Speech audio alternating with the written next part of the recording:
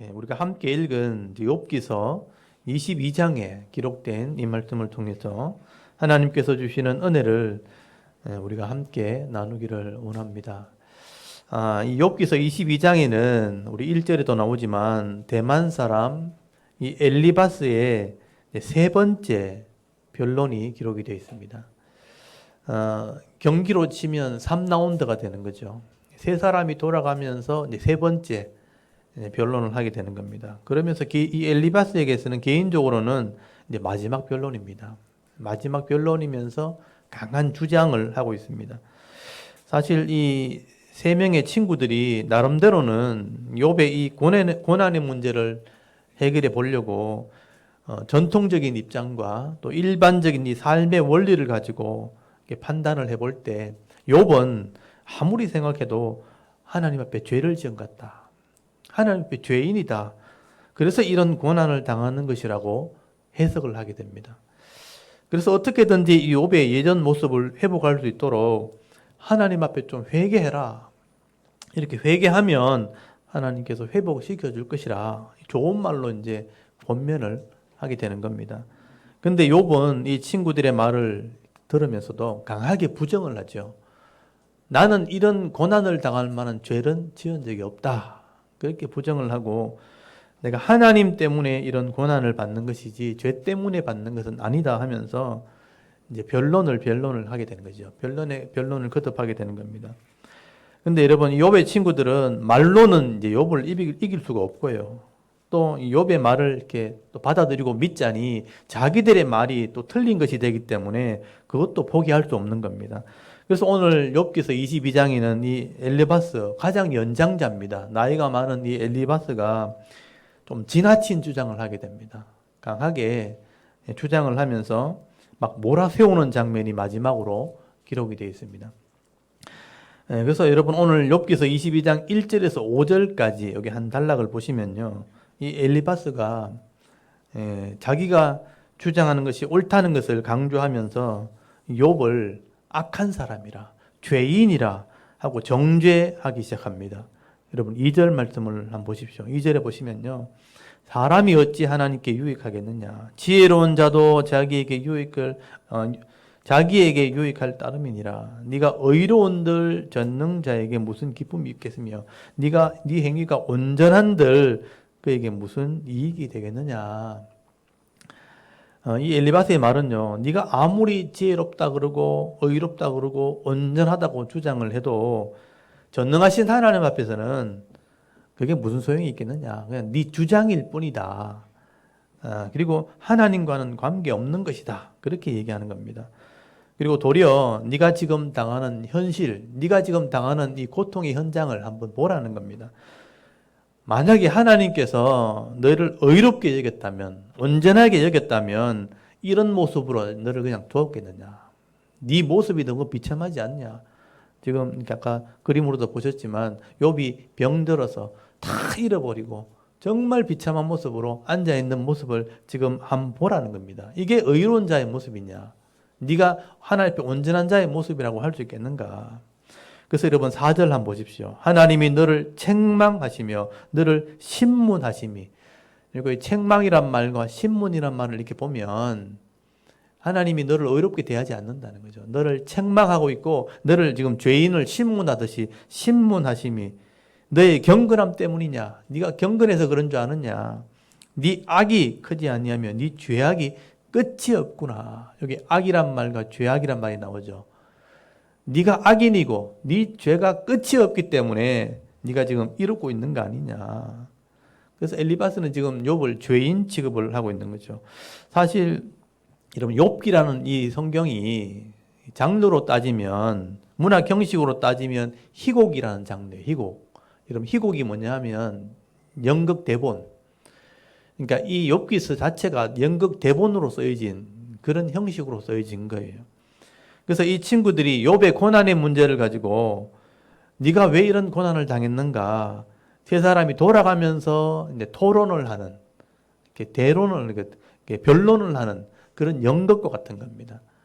지금 이렇게 대사를 이렇게 치면 이 부분은 지금 22장에 나오는 엘리바스의 이 부분은 욥이 굉장히 화가 나서 감정을 실어서 막 큰 소리로 막 이렇게 대사를 해야 되는 거예요. 그러니까 여러분 연극으로 치면 이 부분은 굉장히 감정적인 부분들입니다. 굉장히 감정적으로 쏟아붓는 거죠. 그래서 이 부분을 만약에 연극으로 한다면 네가 의로운 줄 아느냐 이렇게 큰 소리 치는 거죠. 하나님께서 왜 이렇게 했겠냐는 거죠. 하나님이 너를 지금 책망하는 거야, 신문하는 거야 이렇게 막 쏘아붙이는 겁니다. 네가 아직도 죄가 얼마나 큰지 모르냐, 네 지금 죄악이 끝이 없구나 그러면서 막 이렇게 쏟아붓는 그런 장면을 연극을 하는 것으로 생각하시면 돼요. 그래서 막 쏘아붙이는 겁니다. 그리고 엘리바스는 여기서 이제 흥분해가지고 욥이 이제 행하지도 않는 그런 죄를 막 나열하기 시작합니다. 여기서부터는 이제 엘리바스가 상상으로 자기가 자기 주관으로 이야기하기 시작하는 거죠. 여러분 6절부터 보시면요, 욥이 이런 죄를 지은 적이 없는데 엘리바스가 볼 때 네가 이런 죄를 분명히 지었다 하고, 이건 엘리바스의 주장이에요. 6절부터 보십시오. 까닭 없이 형제를 볼모로 잡으며 헐벗은 자의 의복을 벗기며 목마른 자에게 물을 마시게 하지 아니하며 줄인 자에게 음식을 주지 아니했구나. 네 그랬지? 이렇게 하는 거예요. 그리고 8절에 보시면요, 권세 있는 자는 토지를 얻고 존귀한 자는 거기에 사는구나. 토지 땅 다 뺏었지 이 말이죠. 너는 과부를 빈손으로 돌려보내며 고아의 팔을 꺾었구나. 이런 삶을 살았다는 겁니다. 이런 악인의 삶을 살았다. 여러분 여기 이런 죄들은요, 어떻게 보면 기본적인 도리를 지키지 않았다는 거예요. 가난한 자를 학대했다는 겁니다. 형제를 볼모 잡았다는 게 뭐냐면 담보물을 요구했다. 그러니까 형제의 것을 착취했다는 뜻이에요. 네 형제 것 다 빼앗았지. 그리고 가난한 자에게 옷을 다 빼앗고, 헐벗은 자니까 가난한 자의 옷을 네가 빼앗고, 목말라서 물 달라면 물도 주지 않고, 음식도 주지 않았다는 거예요. 음식도 주지 않고 이웃의 토지를 다 빼앗고, 고아와 과부들, 가난한 사람들을 네가 빈손으로 돌려보내고 팔을 꺾어버렸다. 학대를 했다. 이런 죄들은요, 어떤 부자로서는 마땅히 벌을 받아야 될 그런 죄들입니다. 이렇게 하면 안 된다는 거죠. 근데 욥이 그렇게 했다는 거죠. 10절에 보시면요, 그렇기 때문에 그러므로 올무들이 너를 두르고 두려움이 갑자기 너를 엄습하며 어둠이 너로 하여금 보지 못하게 하고 홍수가 너를 덮느니라. 그래서 네가 이런 고통을 당한 거 아니냐, 그렇게 말하는 거죠. 여러분 엘리바스는 욥이 이런 파렴치한 죄를 지은 사람이라고 주장하는 겁니다. 기본적인 도리도 지키지 않은 사람이라, 그래서 이런 엄청난 이 고난과 재난을 지금 당한 것이라 억지 주장을 하고 있는 거예요. 홍수가 밀려오듯이 그렇게 네가 한목에 다 잃어버린 거 아니냐. 그러나 여러분 사실은요, 욥은 이런 죄를 지은 적이 없어요. 이게 중요한 겁니다. 이것은 엘리바스가 인생을 내가 살아보니까 이런 죄를 지은 사람, 나이가 든 사람들은 다 봤거든요. 이런 죄를 지은 사람들이 결국은 이렇게 고통당하고 망하는 걸 많이 봤거든요. 이런 고난당하는 모습들과 죄인들이 고통당하는 걸 봤기 때문에 너도 그런 사람일 거다 이렇게 한 거예요. 다른 사람의 경우와 비슷하다, 똑같다 이렇게 얘기한 거죠. 그러니까 네가 당한 현실을 보니까, 이런 재앙을 보니까 너도 그렇게 했구나, 그런 죄를 지었구나, 지금 엘리바스가 상상으로 지금 이야기한 것이죠. 근데 여러분 어떻게 보면 이건 선을 좀 넘은 겁니다. 욥은 이런 죄를 지은 적이 없어요. 엘리바스가 확인한 적이 없다는 거예요. 요즘 말로 하면 팩트를 체크하지 않은 거예요. 실제로 확인하지 않은 겁니다. 근데 지금 이렇게 주장을 하는 겁니다. 죄 없는데 죄인인 것처럼 주장을 하는 거죠. 생사람을 잡는 거예요. 법적으로 따지면 이게 무고죄입니다. 무고죄. 죄 없는데 죄인이라고 고발했다는 거예요. 그리고 이 엘리바스는 여기서 멈추지 않아요. 여러분 12절부터 보시면요, 이제 욥이 했던 말을 가지고 증명한다고 하는데 이게 잘못 해석한 것이고 오해를 한 거예요. 이게 사람들 사이에 가장 많이 있는 실수예요. 말을 잘못 이해하고 오해하는 겁니다.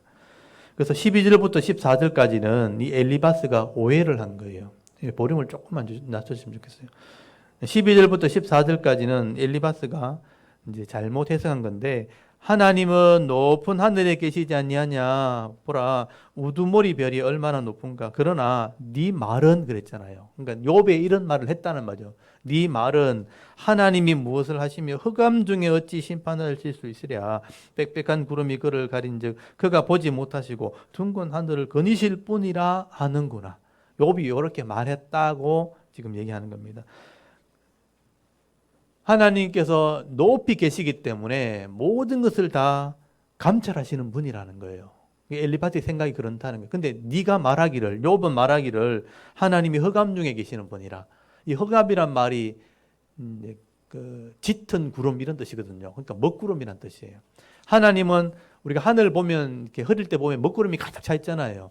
그러니까 하늘을 가리고 있으니까 하나님은 먹구름 속에 갇혀 있는 분이다. 항상 흑암, 밤 되면 캄캄하니까, 하늘이 캄캄하니까 흑암 속에 계시는 분이.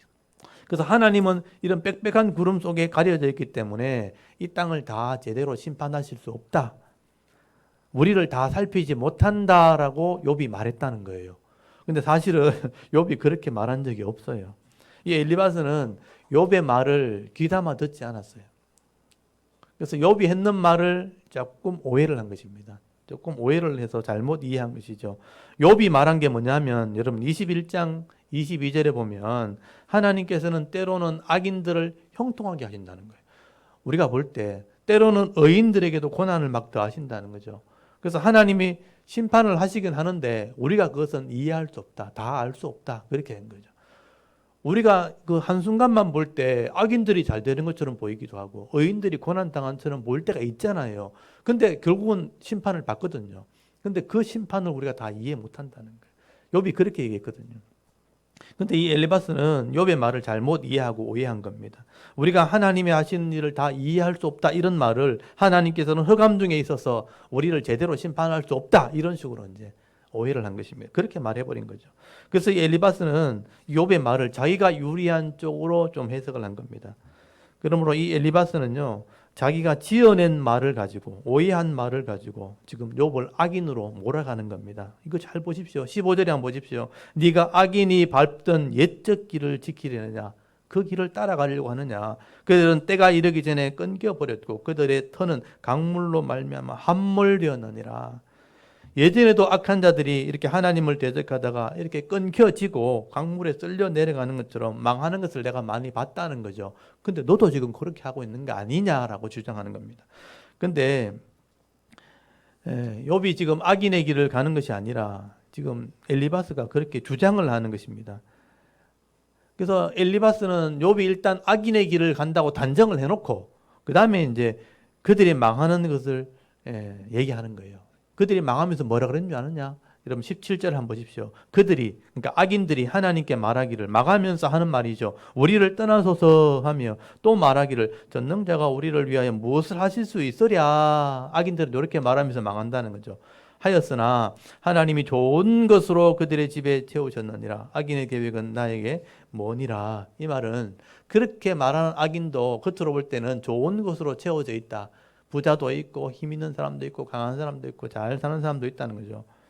그래서 이제 이 말은 지금 욥의 말을 이 엘리바스가 인용한 거죠. 여러분 욥기서 21장 7절에 보면 네가 악한 자도 형통한 자가 있다고 했지. 그러니까 악한 자도 형통할 수 있다는 거죠. 근데 네가 바로 그런 사람이라는 거죠. 네가 악인인데 형통한 자로 살았다는 거예요. 그래서 네가 지금 이렇게 망하는 거다. 그래서 엘리바스는 욥이 이렇게 고통을 당하고 망하는 것은 악인이기 때문에 망하는 것이고 악한 자의 형통함 속에서 망하는 거라는 거예요. 그래서 그 너를 보면 의인들은 기뻐할 것이고 또 죄 없는 사람들이 보면 너를 비웃을 것이라 하고 비꼬아서 막 얘기합니다. 이게 비꼬는 말이에요. 여러분 19절을 한번 보십시오. 19절에 보면 의인은 보고 기뻐하고, 그러니까 욥이 망하는 걸 보고 기뻐하고, 죄 없는 자는 그들을 비웃기를 우리의 원수가 망하였고 그들의 남은 것은 불에 삼켰느니라 하리라. 진짜 의로운 사람이 너 보면 너 비웃을 거다. 네가 악인으로서 형통하다가 망한 거기 때문에 너는 비웃음을 당할 것이다. 너의 남은 것은 불태워질 것이다. 그렇게 말한다는 거죠. 그래서 이 엘리바스는요, 지금 오해와 좀 과장된 말로 욥이 이렇게 악인의 형통함을 누리다가 결국 망한 것이라고 지금 억지를 부리고 있는 겁니다. 그래서 이제 21절부터가 이제 욥에게 주장하는 거죠. 회개해라, 회개해라. 엘리바스의 교훈입니다. 회개해라. 회개를 촉구하게 되는 겁니다. 여러분, 죄인 아닌 사람을 죄인으로 만들어 놓고 지금 회개하라는 거예요. 그게 이제 엘리바스의 마지막 주장입니다. 여러분 21절 한번 보십시오. 너는 하나님과 화목하고 평안하라. 그리하면 복이 내게 임하리라. 청하건대 너는 하나님의 입에서 교훈을 받고 하나님 말씀을 네 마음에 두라.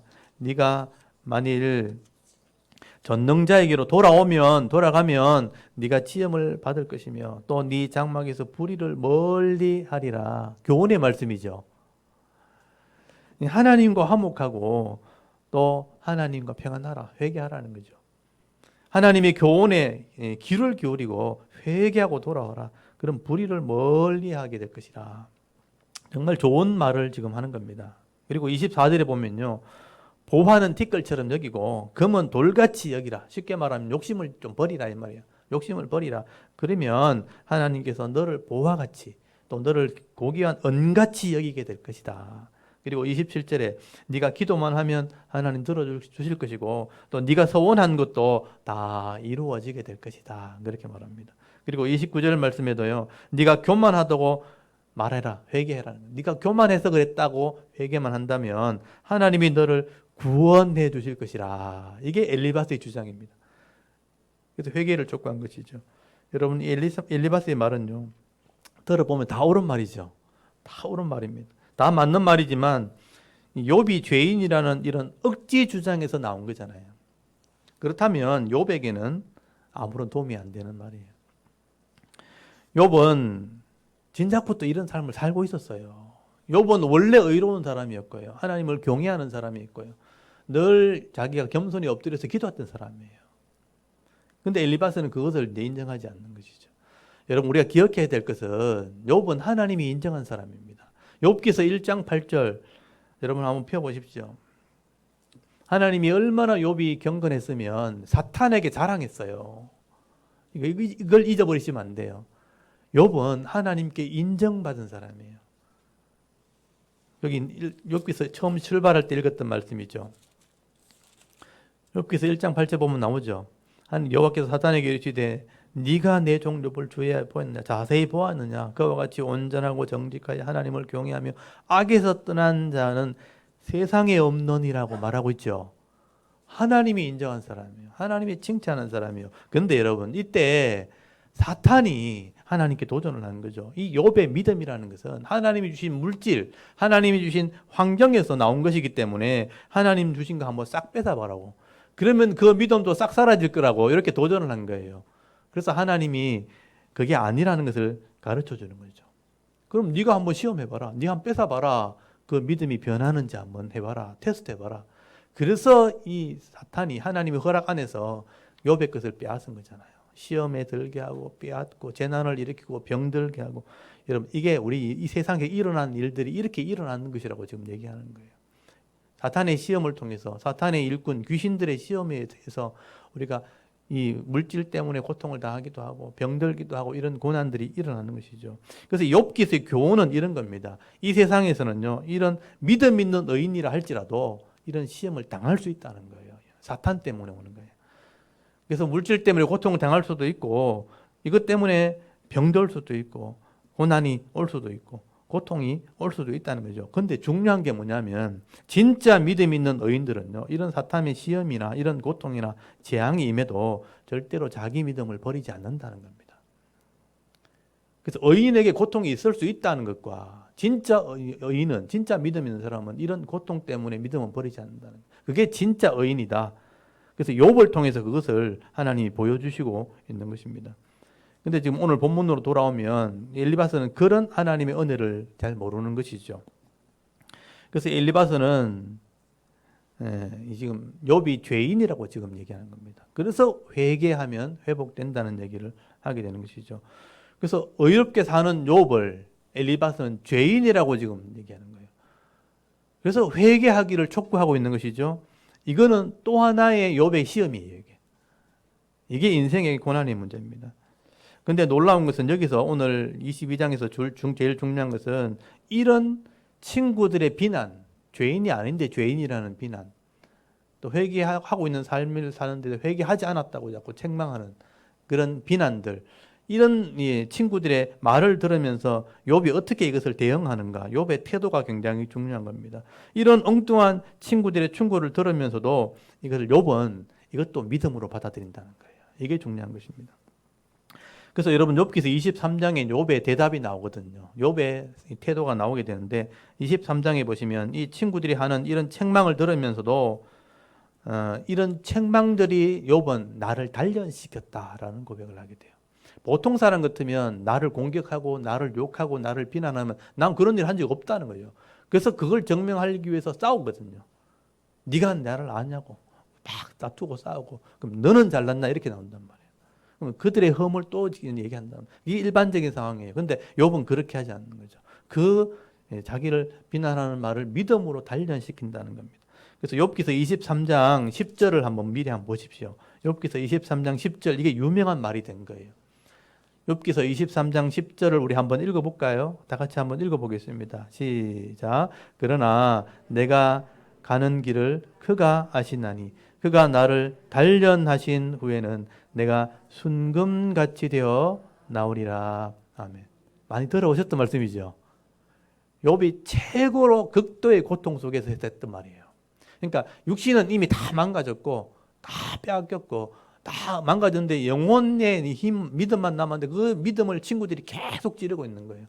너 그거 가짜다. 네 죄인이다. 그 최고의 바닥까지 내려가 있는 상태에서 욥이 했던 말이에요. 내가 가는 길을 하나님은 아신다. 이렇게 얘기해요. 하나님은 아신다. 그래서 내가 이건 단련받는 거다. 내가 이 단련을 잘 견딘 후에는 내 믿음이 진짜 순수한 믿음이로, 이 순금이라는 건 뭐냐면 진짜 순수한 믿음을 얘기하는 거예요. 진짜 순수한 믿음으로 내가 나오게 될 것이다. 이게 의인의 고백이라는 거예요. 이게 세상 사람과 악인과 다르다는 겁니다. 이게 의인의 고백이고 이게 진짜 믿음 있는 사람이라. 여러분 욥의 입장에서 자신이 당하는 이런 어떤 육체적인 고통보다 사실 친구들이 영적으로 괴롭히는 이 영적인 괴롭힘이 더 큰 고통이에요, 사실은요.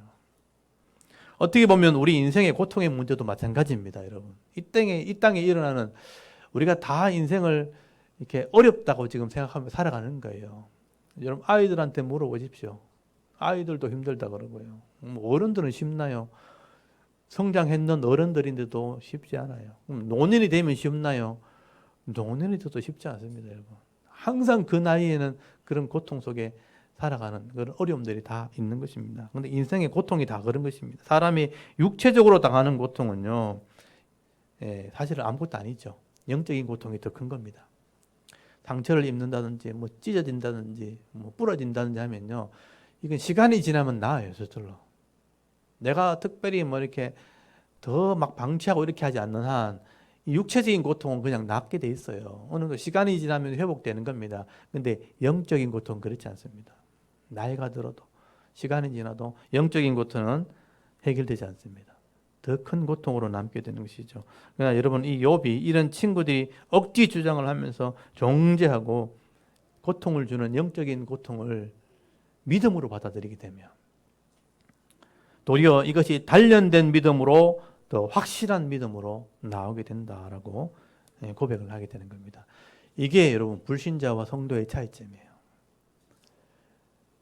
예수 안 믿는 사람도 이 땅에서 찢어지고 다치고 바치고 하지만 그 시간 지나면 똑같이 낫거든요. 근데 마음의 고통은 이 불신자들은 해결할 길이 없는 거예요. 잊어보려고 막 예를 들어서 잊어보려고. 해결이 안 되니까 나름대로 종교를 찾기도 하고 하는데 해결이 안 돼요. 잊어버리고 사는 거죠. 잊어버리고 산다고 그게 없어지는 건 아니잖아요. 여전히 남아있죠. 나이가 들어도 고통스러운 거죠.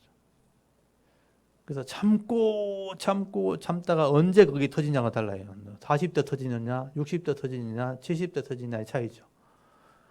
그래서 평생을 살아오다가도 70대, 80대 이혼하시는 분도 계시고요. 잘 견뎌오시다가 노년에 자살하시는 분도 있어요. 자신이 없다는 거죠. 견뎌오다가 그러니까 해결을 못한 거잖아요. 근데 욥기서를 보면 이런 영적인 고통을 내가 믿음으로 받아들이게 되면 그게 단련이 되어서 더 큰 믿음으로 나오게 된다는 고백을 하게 되는 것입니다. 그래서 여러분 오늘 우리가 이 교훈을 좀 얻었으면 좋겠습니다. 우리가 사람을 대하면서 살다 보면요, 내 혼자 사는 거는 사는데 사람 대하는 게 제일 힘들어요. 그것 때문에 상처가 있고 그것 때문에 고통이 따라오기 때문에 내가 하는 말은 귀담아 듣지 않으면서도 자기 주장을 막 한단 말이에요. 사람들이요. 했던 말 또 하고 지나가서 또 했던 말 또 하고 지난번에 했던 것도 또 하고 그렇게 자꾸 계속해서 사람을 괴롭히기도 하고 나에게 고통을 주는 사람이 있다는 겁니다. 여러분 가족 중에도 있을 수 있고 여러분 직장 동료 중에 있을 수 있고 친구들 중에 있을 수 있습니다. 이 엘리바스가 바로 그런 사람이에요. 지금 세 번째 지금 얘기하는 거잖아요. 똑같은 말을 세 번 하는 겁니다. 여러분 그럴 때 내가 악한 마음을 가지고 이걸 내가 해결해야 되겠다 하고 네가 올리 내가 올리 하기 시작하면 싸우는 겁니다. 다투게 되어지고 결국은 둘 다 상처를 입고 끝나는 겁니다. 근데 더 넓은 마음을 가지고 선함으로 내가 만약에 그 악함을 이길 수 있다면 여러분 결국 하나님께서 모든 것을 합력하게 되는 선으로 인도하신다는 거죠. 이게 이제 성경이 얘기하는 믿음이라는 것입니다. 그러니까 악을 내가 악으로 대하지 않고 악을 선으로 대하면 하나님께서 이것을 합력해서 선이 되게 하신다는 거죠. 합력해서 선이 되게 하시는 은혜가 있다. 그래서 이런 마음을 성경은 관용이라고 그래요. 관용, 넓은 마음. 또 사랑의 마음이라 그러기도 하고 성령의 열매라고 말하기도 하는 것입니다. 이건 신약에 가면 이런 실제적인 상황들을 설명을 하게 됩니다. 그래서 우리가 이걸 기도하셔야 돼요. 내 마음을 여러분 다스릴 줄 알아야 됩니다. 관용의 마음을 얻게 해달라. 하나님의 넓은 마음 또는 성령의 열매를 맺게 해달라.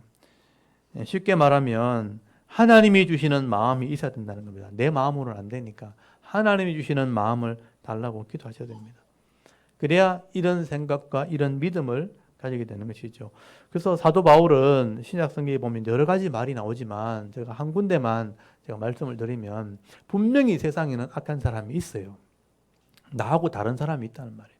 그런 악인을 만났을 때, 악을 대할 때 같은 악으로 대하지 말라는 거예요. 선으로 악을 대하는 삶을 살아라. 여러분 로마서 12장을 한번 찾아보겠습니다. 로마서 12장 여기 14절에서부터 18절까지 한번 읽어볼게요. 14절부터 18절까지 257페이지 신약성경 14절부터 한번 읽어보겠습니다. 시작. 너희를 박해하는 자를 축복하라. 축복하고 저주하지 말라. 즐거워하는 자들과 함께 즐거워하고 우는 자들과 함께 울라. 서로 마음을 같이하여 높은 데에 마음을 두지 말고 도리어 낮은 데에 처하며 스스로 지혜 있는 채 하지 말라. 아무에게도 악을 악으로 갚지 말고 모든 사람 앞에서 선한 일을 도모하라. 할 수 있거든 너희로서는 모든 사람과 더불어 화목하라. 아멘. 여기 보면 할 수 있거든. 이게 이제 다 할 수 없다는 얘기가 전제가 되어 있는 거죠. 할 수만 있다면 너희로서는 모든 사람과 더불어 화목하라. 그리고 21절 제일 마지막에 한번 보십시오. 뭐라고 되어 있습니까? 악에게 지지 말고 선으로 악을 이기라. 이게 바울의 권면이에요. 바울도 많은 경험들을 통해서 이런 교훈의 말씀을 기록하게 되는 겁니다. 이런 말씀들을 여러분 이거를 묵상을 해야 되는 거죠. 어떻게 하라는 얘기냐 내보고 하는 생각을 하셔야 돼요. 그러면 하나님이 성령을 통해서 내 마음에 이렇게 하라는 것이라는 답을 주신다는 거예요. 그게 성령의 깨달음이라는 겁니다. 그러니까 내 한계 속에서는 지식이 나올 수가 없어요. 우리 애들 그렇잖아요. 부모들이 막 말하면 내가 알아서 한다고. 근데 지들끼리 모여가 막 얘기하거든요. 그 나이 때 생각해봐야 그게 그건데 자기들끼리 답을 찾아도 그게 그거예요. 그 수준에서 답이 나온단 말이야. 그러니까 우리가 아무리 생각해도 우리 수준에서 우리 생각밖에 안 넣는 거예요. 근데 하나님이 주시는 마음이 있어야 되는 거죠. 그래서 악을 이길 수 있는 선한 마음을 가질 수 있는 하나님의 말씀이 있는데 그 말씀이 깨달아지면 물론 야고보서에도 있고 여러 군데 성경이 있어요. 근데 제가 다 찾아볼 수 없잖아요. 요한 1서 같은 성경에도 보면 내가 사랑이 없지만 하나님의 사랑이 내 속에 들어오면 그 사랑이 다른 사람을 사랑할 수 있는 거예요. 그러니까 나는 안 되는데 하나님의 사랑이 내 속에 들어와서 그 사랑이 다른 사람을 사랑하면 나도 그 사랑을 보고 이제 있는 거죠. 3자의 입장에서 사랑이 되어지는 걸 본다는 거죠. 그래서 하나님이 진짜 일하시는구나 이렇게 얘기하는 거예요. 그게 신앙이거든요. 그래서 말씀이라는 게 인격이 인격. 여러분 기록된 말은요. 하나님의 인격이 거죠. 그래서 이 말 자체가 단순한 말이 아니고 하나님의 성품이 들어있기 때문에 이 말이 깨달아진다는 것은 하나님의 성품이 내 속에 들어오는 거고 이 성품으로 내가 생각하는 것은 내 의지가 따라와야 되는 거죠. 내가 의지 따라가는 것을 우리는 믿음이라고 하는 겁니다. 이것을 깨달았다면 내 의지는 따라가져야 되는데 따라가지는 게 잘 안 되는 거예요. 그러니까 깨닫는 과정도 잘 안 되고 따라가는 과정도 잘 안 되는 거예요. 그래서 믿음이라는 게 쉽지 않다고 얘기하는 거예요. 그러니까 아예 배우지 않으면요, 그냥 그 수준에 그냥 사는 거고요. 또 그저 배우면 이제 이게 무슨 얘기인지를 알아들어야 되는 거죠. 알아듣고 내 의지가 또 포함되어 있어야 되는 거죠. 그러면 나도 모르게 그게 이겨지는, 이게 선함으로 가는, 합력해서 선이 되는 것을 경험하게 되는 거죠. 이건 작은 것부터 경험하셔야 돼요. 제가 경험하는 그래요. 작은 것부터 하나씩 해결되다 보면 엄청난 것도 하게 되는 거예요. 그래서 이 믿음과 사람의 변화라는 것은 순간에 일어나지 않습니다. 시간을 두고 조금씩 변하는데 몇 년 지나고 나면 어느덧 변해 있는. 그래서 가랑비가 내리면 하나님의 은혜는 이슬비처럼 내린다 돼 있거든요. 나도 느끼지 못하는 사이에 점점 변해가는. 그게 진짜 은혜입니다.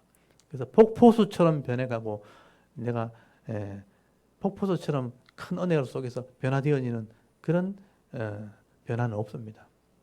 그래서 우리가 쉽지 않은 거죠. 그걸 전체를 견디는 과정을 인내라 그러는 거예요. 인내가 결국 믿음이 되어지는 거죠. 그걸 다 합치면 성실함이 되는 것이고, 그래서 성실함이 곧 믿음이다라는 말을 하게 되는 거죠.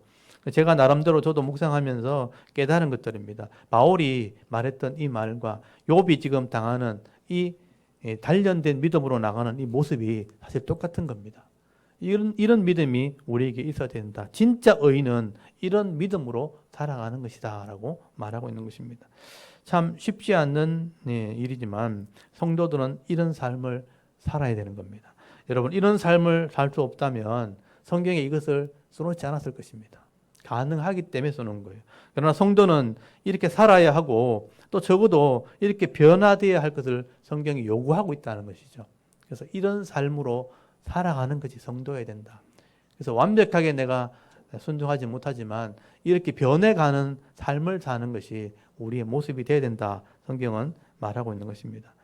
여러분 오늘도 이 욥기서 22장 말씀을 묵상하시면서 세상을 살아갈 때 내 말을 곱게 하고 나를 악함으로 대하는 그런 사람을 만난다 할지라도 내 감정을 따라가지 마십시오. 내가 그때 정신을 좀 차리시고 이 하나님 말씀을 따라서 선으로 악을 이기는 삶을 살아가는 그런 성도가 되실 수 있길 바랍니다. 그게 우리의 믿음이 되는 겁니다.